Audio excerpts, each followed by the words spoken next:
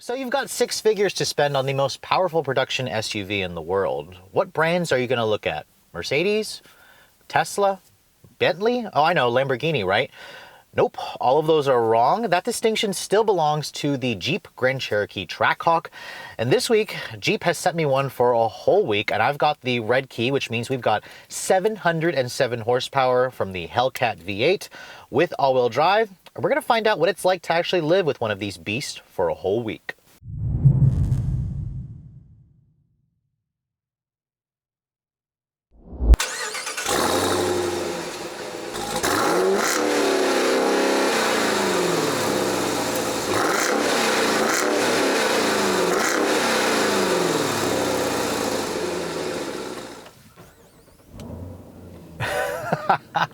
I'm seriously, like, it's gonna be a giggly week. Basically, the TrackHawk, I've already showed you guys a full review on last year when I was in Portland. However, I only had that car for like an hour or two at the most. So you really learn a lot about a car when you've had it for an extended period of time. And this week, I have it for the whole week. I'm actually gonna take the TrackHawk on a long trip, and I'm gonna see what it's like to get, or what it's like to live with this car, to get the mileage, to see what it's like to actually daily drive, if you can actually put people in it. So I wanna mention this first because Jeep actually had sent me the TrackHawk back in March of 2018, about 3 months ago as of filming today. And I only had the car for about a day before something actually went wrong. The drivetrain apparently decided to just eat itself because apparently a journalist before me decided to do some four-wheel burnouts. I don't know who it was. It wasn't me because when they dropped it off, it was raining and I only had it off for a day. But basically, when I drove it around parking lot speeds at low speeds, you literally could hear like a binding noise in the drive shaft, almost like the car was dragging something. So I limped it home when I was at the grocery store. I called up Jeep and they basically had picked it up, sent it back to Detroit to fix the issue, and now they've sent it back to me for a week and all is well. So first things first, let's test out to see if they have fixed the issue. Now before, when I drove it around in parking lot speeds, you could literally, just kind of turn the wheel left or right, just drive it around, and it was making that very loud binding noise. Unfortunately, I didn't have my camera equipment at the time, so I couldn't really show it, and I was also afraid to drive it. But as you can see, it is all fixed, which is a great thing. As you guys know, FCA in general doesn't have the best reputation for reliability. But let's get it out on the road here and see how the Jeep feels out, in my local areas as opposed to when I was in Portland last time. Now, when you first start up the TrackHawk, it actually will default to an automatic setting in the drive modes. As you guys know, there's a rotary dial here. An automatic setting is kind of, the normal setting. The car actually starts out in eco mode. That's right, this car actually has an eco mode. Now, I don't believe it has cylinder deactivation. I don't think the Hellcat motor has that. However, what it does to kind of ease with, driving is the transmission will always start off in second gear, which is actually a good thing because this car's throttle tends to be very jumpy when it starts off in first. It's difficult to be smooth in the very beginning, and you have to kind of train your right foot to be very, very light with the throttle application. However, when you have it in eco mode, it starts out in second, so it kind of just feels like a regular Grand Cherokee, aside from the slight, rumble that you hear from the exhaust, which sounds fantastic, and the fact that this car's ride quality. Now, this car does have kind of like an adaptive suspension, no air suspension on the TrackHawk, however, and you do feel like this is a much stiffer car versus the regular Grand Cherokee. Those big 20-inch wheels definitely eat into or take up or ruin the ride quality a bit. I wouldn't say it's overly harsh, but it's not as soft as the other Grand Cherokee models, and you're definitely going to notice that when you go over some bumps. Now, driving the TrackHawk in your normal neighborhood environment, this is a mid-size SUV. I mean, overall length is around 189 inches long. Its wheelbase is a tick under 115 inches long. It's got a longer wheelbase than a lot of its competitors, and the Grand Cherokee kind of fits into a nice little niche. It's a mid-size SUV without a third row, which some of you don't need. Its interior space is good, although I did find that the rear seat, while it is roomy and useful, it is a little bit lacking in terms of leg room.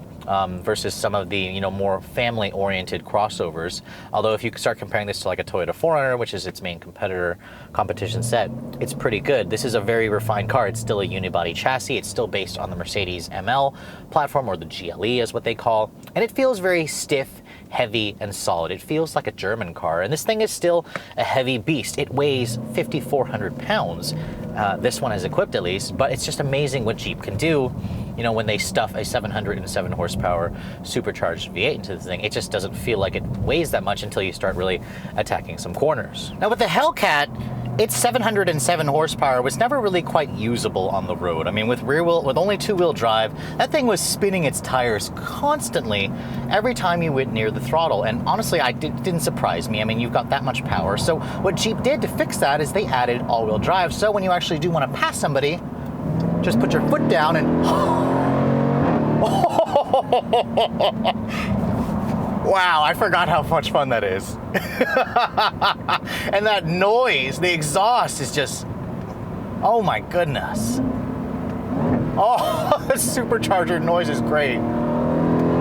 Oh God. Okay, this is a car that you definitely have to be careful while you're driving because it is so fast and so loud.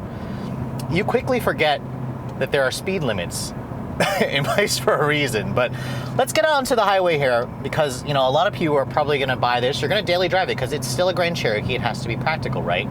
And this is where the TrackHawk still kind of excels. I'm going to put the drive mode here into just automatic setting, and we're just going to cruise. And this thing, as you can see, rides like a Grand Cherokee. It's pretty quiet in here too. The exhaust gets very, very subdued. The steering also is easy. It's electric. It's light. This car feels heavy still for sure. You're never really going to get around that. But not very much wind noise, not very much road noise. Although I will say that this part of the pavement is actually really, really smooth.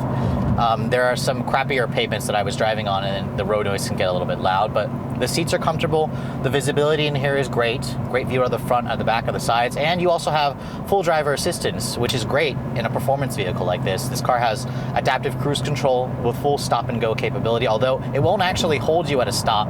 Instead, it'll hold you there for about 5 seconds and then it'll shut off and you have to hit the brake, but you can easily just hit resume again. This vehicle will come to a full stop. It has lane keep assist, although it's very rudimentary in its design. It waits until you went over to, you know, to cross the lane, and then all of a sudden it'll just kind of push you back over. So it doesn't actually have like a trace control where it'll keep you centered in the lane. It also has automatic emergency braking, blind spot monitoring with rear cross traffic alert. It also has automatic parallel parking. One thing it is missing is like a 360 camera. I was surprised it didn't have that, but I'm sitting here from the driver's seat. I have this very comfortable seat that holds you. It's got a cooled function, so I'm also getting my butt cold on a warm day, which is nice. You also have heated seats, a heated steering wheel. So this has all the luxury and tech, most of it, that you expect from a vehicle with a 6-figure price tag, at least fully loaded like this. Now, I also love the panoramic sunroof that my tester has. Lets in a lot of light. I love the Laguna red leather interior with this particular combination with the Rhino exterior. It looks great. I will say that the pano sunroof does have a little bit of creaks when I was going over bumps, which went away if you ultimately just close the sunshade, but it kind of was a little bit of concern, a quality concern for me. But other than that, in terms of reliability, the Uconnect system, I found when my phone was using the Apple CarPlay, did freeze up from time to time, which was annoying, and I just kind of had to shut it off and restart it, which, you know, it happens.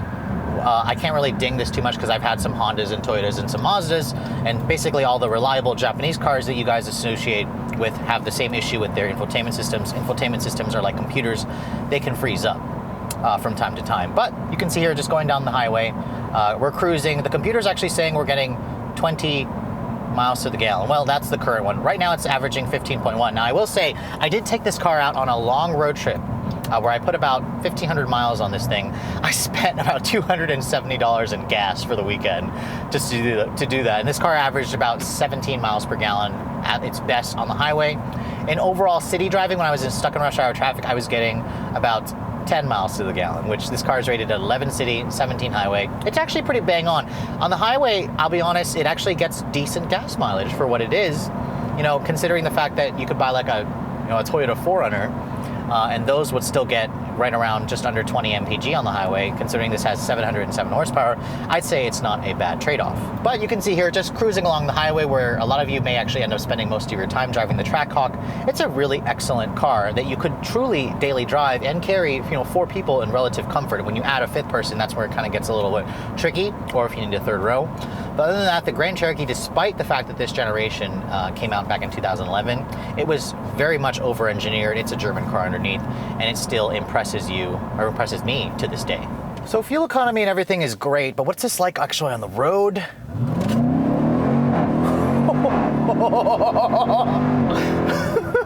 I actually felt a little sick there.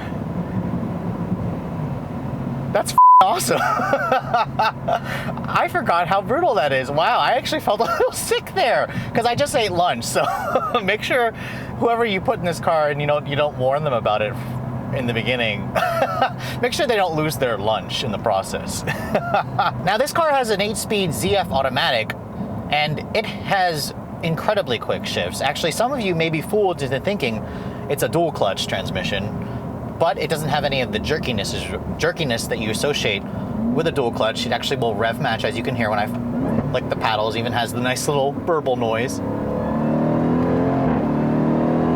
God damn! That's incredible. Now, Jeep calls this the TrackHawk. So how does that actually handle? Well, for a big, heavy Grand Cherokee, it's not bad. The steering is one sore spot because even though it's in its sportiest setting right now, the steering still feels a little bit light, a little bit numb. It could use a little bit more feel. In terms of body roll, they've lowered the suspension on this one by, I believe, like 1.5 inches. So that's why it's not trail rated. This is only basically drag rated. It's not designed to go off-road, which is fine with me. But in terms of handling, I wouldn't say this is truly a track monster. I mean, I'm sure it could hold its own, but I would probably recommend looking into FCA's own portfolio and checking out the Stelvio Quadrifoglio or a Porsche Macan Turbo S or Cayenne Turbo S or something that's truly more track capable, or the Lamborghini Urus. Sometimes I think this car should be called the Jeep DragHawk. And we're going to try out the launch control and we're going to confirm if that's really the case. So to engage the launch control, it's very easy. There's a button down here that you push. It'll tell you to apply brake pressure. You have to use 2 feet, so apply full brake pressure. And it'll actually measure how much brake pressure you are applying. The more pressure you apply, the better it's going to hold the vehicle. And then basically once you do that, you floor the throttle. Oh God, Jesus. Okay. I feel sick again. But that's what makes this thing super cool, is the fact that it actually does make you feel sick. Now, Jeep says that they have tried the launch control when they were testing this thing thousands of times to make sure it was reliable. I found that most of the times the brake, you have to play with how much pressure you want to actually put on it, and you need to apply the most you actually can, like get a leg workout, because it has so much damn power that it will not, the brakes will have trouble holding the car, because it's supposed to hold the RPMs at around 2,000. That's what I set it at. And then once it holds it there, that's when you let off the brake and then hang on. But God, this car, it's definitely ranks as easily one of the quickest cars I've driven this year or last year. It will embarrass a lot of high-performance supercars, and the fact that you're in this big, tall SUV, and it's just something that continues. Even though I've driven this car all week, I put 1,500 miles on it, I will never get tired of just trying the launch control out and just listening to all 4 wheels do that burnout, or at least chirp initially once you let off that brake.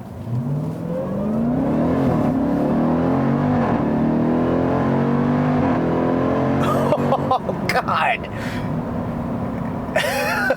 This is such a stupid car. It's such a stupid car, and I love it.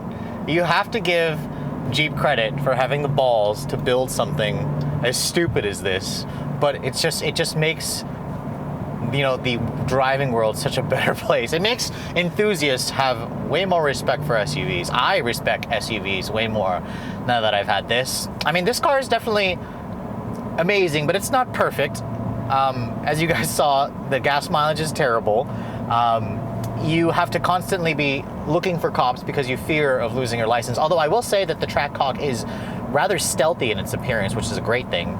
Until people start hearing the exhausts, they might just think it's the sports car or supercar that's next to you instead of the SUV, but hey. I really am looking forward to actually driving the Stelvio Quadrifoglio, because that I feel is this car's biggest competitor. I mean, let's talk about the price of this car. It starts at $87,000, which is a good 20 grand more than the Grand Cherokee SRT. And you know, it's a lot of money for a Jeep. This one, having all the options, it's got the $5,000 leather interior package, the panoramic sunroof.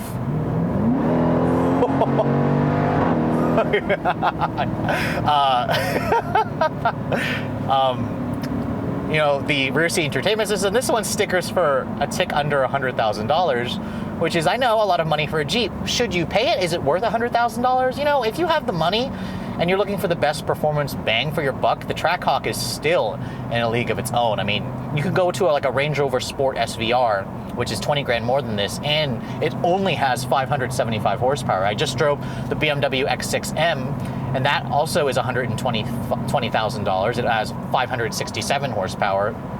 Definitely not as quick as this. Doesn't sound as good as this. Doesn't pull as hard as this, and just it doesn't make me feel so juvenile. I mean, that BMW did, but this makes you feel even more like a kid, which is fantastic.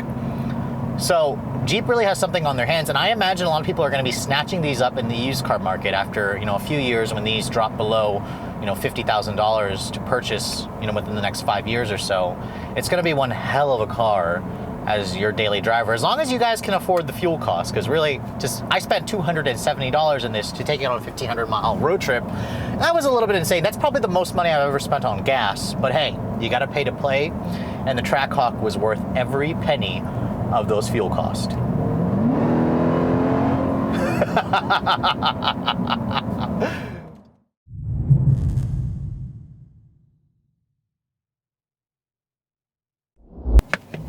Oh, fuck! Oh my god! Holy shit! Who needs coffee when you have a TrackHawk in the morning?